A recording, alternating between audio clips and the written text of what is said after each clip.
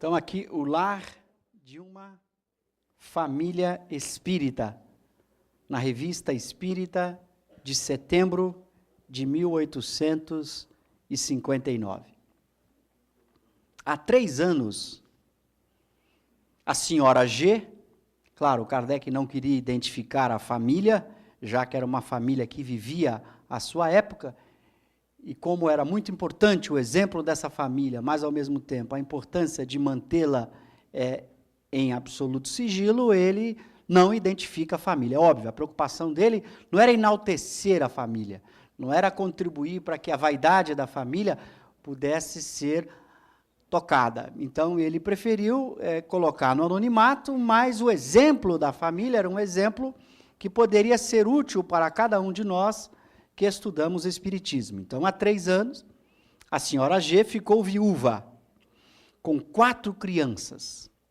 O filho mais velho é um rapaz amável, de 17 anos, e a filha mais moça, uma encantadora menina de 6. Então, veja a situação, uma família composta por uma senhora que tinha ficado viúva, com 4 filhos, o mais velho, um adolescente de 17, e a mais nova, uma menina de 6 anos. Agora ele vai contar um pouco do passado dessa família, do histórico dessa família. Desde muito tempo, essa família se dedica ao espiritismo. Desde muito tempo. Olha que frase curiosa. Se o espiritismo é de 1857, esse desde muito tempo. Nós vamos entender que essa família já lidava com os espíritos há muito tempo. Esta é uma expressão muito interessante. Allan Kardec usa a palavra espiritismo de forma ambígua, naturalmente, nenhum problema. A gente já comentou sobre essa questão da anfibologia. Às vezes ele usa a palavra espiritismo como sinônimo da doutrina, da ciência criada por ele a partir de 1857. Então, o espiritismo, no sentido de ciência, de filosofia, ele só surgiu em 1857.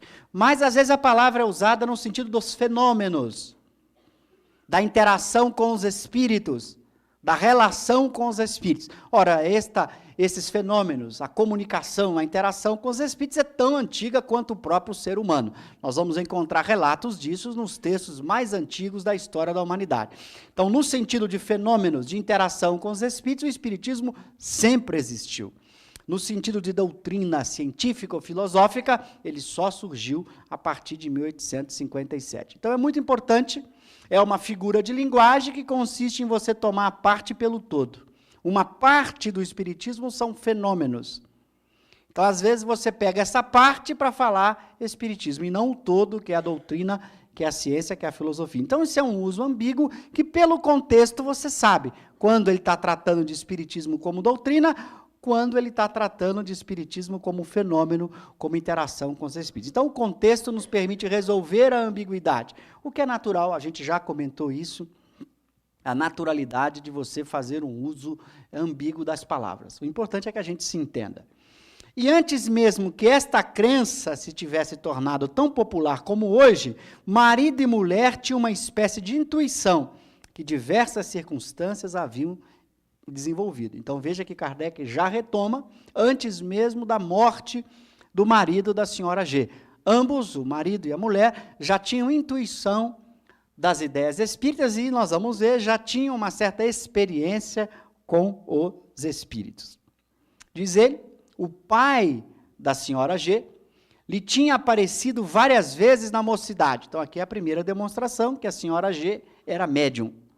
Ela já tinha visto o pai dela algumas vezes na mocidade. Sempre para prevenir de coisas importantes ou para lhe dar conselhos úteis.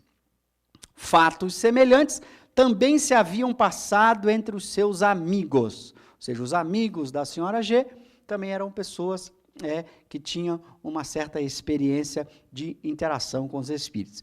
De sorte que, para eles, a existência de além-túmulo não era objeto da menor dúvida, assim como não era a possibilidade de nos comunicarmos com os seres que nos são caros. Ou seja, a senhora G, o círculo familiar da senhora G, eram de pessoas que viam com muita naturalidade, por experiência, a comunicação com os espíritos. Então, era uma família especial, que já encaravam o fenômeno de comunicação como um fenômeno natural. Então, isso é um detalhe importante sobre o contexto histórico dessa família. Por isso que eu digo que é, num certo sentido, uma família de futuro, que nós, um dia, teremos também esse tipo de convivência natural com os espíritos, que, lamentavelmente, acabamos nos perdendo, não mantivemos mais. O que era mais comum no século XIX, quando os fenômenos espíritas se intensificaram. Quando o espiritismo surgiu, foi apenas a confirmação de uma ideia bem assentada e santificada pelo sentimento de uma religião esclarecida, pois aquela família é um modelo de piedade e de caridade evangélica. Era uma família que tinha a sua religião, não fica claro pelo contexto se era católica ou protestante, mas era uma família religiosa, e que o espiritismo surgiu como fundamento para a sua crença evangélica, para o seu pensamento de cristã, que era a família, de caridade, de piedade evangélica. Embora a família mantinha a religião que possuía. Aliás, Kardec faz questão, ao longo da Revista Espírita, colocar vários exemplos disso, que o espiritismo era uma ciência, uma filosofia, que podia conviver muito bem com as posições religiosas diferentes. Tanto o catolicismo quanto o protestantismo poderiam muito bem se aproveitar das ideias espíritas. Ele não era uma religião concorrente. Ele não se coloca como mais uma religião do mundo que vinha para concorrer com esta.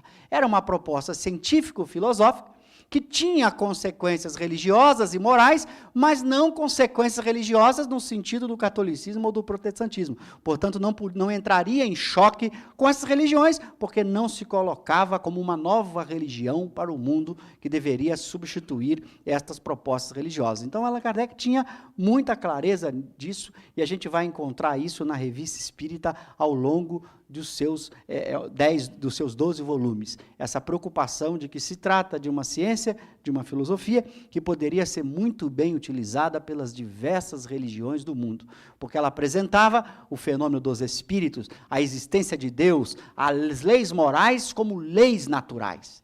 Qualquer religião que falasse em Deus, que pensasse em alma e que tivesse uma proposta de caridade, de vida evangélica, poderia muito bem fazer uso da proposta espírita. Por isso essa família tinha e mantinha lá a sua postura religiosa. Quer dizer, a questão religiosa, no sentido tradicional do termo, ser católico, protestante, muçulmano, budista, era uma questão de foro íntimo, pessoal, que Kardec sempre fez questão de dizer. O Espiritismo não entra nessas questões de foro íntimo, essas questões pessoais. Ele é uma ciência, ele é uma filosofia que tem consequências religiosas, mas não entra nessa discussão das religiões tradicionais. Cada um tem a religião que bem queira ter. O importante é manter esta postura ética, essa coerência com a proposta científico-filosófica espírita. E daí é que ele vai estar sempre preocupado em colocar o espiritismo nos seus devidos termos, para que não houvesse nenhuma confusão. Na nova ciência, aprenderam os meios mais diretos de comunicação. Veja a expressão que ele vai usar. Na nova ciência, aprenderam os meios mais diretos de comunicação. A mãe e um dos filhos tornaram-se excelentes médiuns. Então, ele já tinha uma mediunidade natural, porque a mãe já havia visto o pai algumas vezes, mas quando estudaram o espiritismo, começaram de fato a compreender esta nova ciência, eles agora desenvolveram mais essas habilidades mediúnicas. Tanto a mãe quanto o filho, parece pelo contexto ser o filho mais velho, ambos desenvolviam, já estavam agora com a mediunidade bem desenvolvida. Mas, e aqui vem uma observação muito importante para que a gente entenda, porque às vezes eu digo que essa é uma família do futuro. A gente tem que ter essas condições que ele coloca para a família para poder fazer o que essa família faz. Quer dizer, não basta ter vontade de fazer o que nós vamos ver que essa família faz. Para que eu possa fazer o que essa família faz, eu tenho que construir as condições que essa família tem.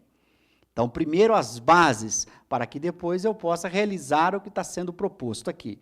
Mas, longe de empregar essa faculdade em questões fúteis, todos a consideram como precioso dom da providência. do qual não era permitido servir-se senão para coisas sérias.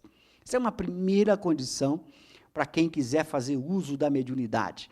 Considerá-la como um dom precioso da divindade e fazer um uso em questões sérias. Então, aquele que é médium sabe da importância da seriedade, de utilizar-se da mediunidade como faculdade para a sua instrução, para o seu desenvolvimento ético-moral, para o seu aperfeiçoamento intelectual, jamais para questões fúteis, para tentar entrar em questões de sua vida pessoal, de sua vida privada. Então, essa é uma condição que a família havia aprendido, e uma condição fundamental para aqueles que desejam um dia viver numa família assim, ou construir uma família assim. Não basta ter o sonho de construir uma família assim, é importante utilizar-se destas bases que aqui estão sendo colocadas. Assim, jamais a praticavam sem recolhimento e respeito, e longe das vistas dos importunos e curiosos. Essa é uma outra condição fundamental. A família realizava, como nós vamos ver, os seus diálogos com os chamados mortos, com os espíritos, mas sempre num clima de recolhimento e respeito. Sempre em clima de recolhimento e respeito. E sempre longe de importunos e curiosos. Então, a família fazia as suas atividades mediúnicas em casa, mas num clima de recolhimento, de respeito, de seriedade. Longe de curiosos. Não fazia por curiosidade, para demonstrar que se comunicava com os espíritos, para tentar responder questões fúteis. Não. Então, essas condições são fundamentais para uma prática mediúnica familiar e equilibrada. É que nós vamos encontrar aqui no texto. Nesse meio tempo, o pai adoeceu. Então, ele está narrando o surgimento, o contexto dessa família. Nesse meio tempo, o pai adoeceu. Quer dizer, no meio tempo em que a família começou a estudar espiritismo, em que tanto a mãe quanto os filhos já eram médios desenvolvidos, já faziam a prática mediúnica em casa com muito equilíbrio, com muito recolhimento, com muita seriedade. Então, nesse meio tempo, o pai adoeceu. E, pressentindo o seu fim próximo, reuniu os filhos e lhes disse: meus caros filhos e minha amada mulher, Deus me chama para ele.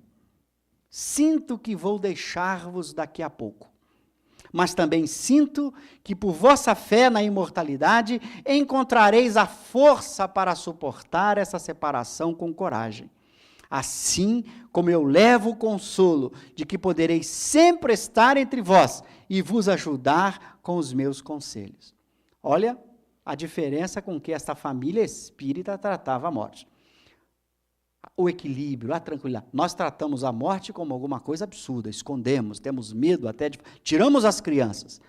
Não pode falar na morte. Alguma coisa sombria, negra. Não é à toa que o próprio ritual nosso de antes do enterro é um ritual absolutamente triste, medonho, como se a morte fosse o pior fenômeno natural, como se Deus pudesse fazer algum fenômeno natural que fosse ruim. A gente não para pensar que se a morte é um fenômeno natural, é obra divina, portanto, ela tem que ser maravilhosa, boa. A gente a considera como algo terrível. Então, a gente esconde, tem até medo de falar. Fulano está doente, não fala na morte. Então, o pai que sabe que vai morrer, não vai chamar os filhos para falar de jeito nenhum, que isso, vai falar para os filhos que vai morrer, como é que vai ficar? Nós temos uma visão sobre a morte hoje, muito além do que a visão espírita recomenda. Porque se nós temos certeza de que não há morte, de que o que sobrevive é a alma, o espírito, não era para a gente tratar a morte do jeito como a gente trata. Eu brinco sempre, nós somos meio espíritas, porque não levamos o espiritismo às suas últimas consequências. Aqui não, aqui é uma demonstração de como se leva o espiritismo àquilo que tem que ser, tirando as suas consequências mesmo. Então, se eu tenho certeza de que sou espírito, que a morte não existe, que prossigo, não posso tratar a morte do mesmo jeito que tratam outras pessoas, de outras crenças, que acham que a morte é alguma coisa realmente dolorosa, triste, medonha, como se Deus pudesse fazer algo que fosse assim. Assim, então veja a tranquilidade que esse pai tenta passar para a esposa e para os filhos. Olha, eu vou morrer. Mesmo, isso é fato. Então, e agora? Assim, chamai-me quando eu não estiver mais na terra. Olha o convite do pai para dizer para a mulher, chama que eu estarei aqui. Essa é a realidade espírita. É isso que diz o Espiritismo. Sem isso não há Espiritismo. Não há Espiritismo sem espírito, sem comunicação. Espiritismo é a doutrina, como a gente citou aqui, o prefácio do que é o Espiritismo, onde Kardec define o que é Espiritismo. Não há Espiritismo sem espírito, sem comunicação com os mortos. Então, não reduzir o Espiritismo à sua parte ética. Claro que a parte ética é fundamental, mas ela não contém a doutrina completa. Esta ética só faz sentido dentro da doutrina completa. A ética sempre existiu, desde Aristóteles, desde os gregos antigos, e, no entanto, essa ética não foi capaz de reformar o mundo. Por mais racional e bonita que seja a ética aristotélica, socrática e dos mais proeminentes filósofos que proporam éticas extraordinárias, não foi suficiente para reformar o mundo. Nós precisamos de uma doutrina que mate o materialismo, que diga e que prove para nós, você é espírito imortal. E se você não comportar-se eticamente, as consequências serão óbvias. Então, dá à ética uma força, porque agora nós temos ciência, consciência plena da realidade que somos. Isso faz toda a diferença. Então, se nós matarmos o Espiritismo, teremos uma ética vazia, que não terá implicações na nossa vida. A ética sempre existiu e não transformou a humanidade.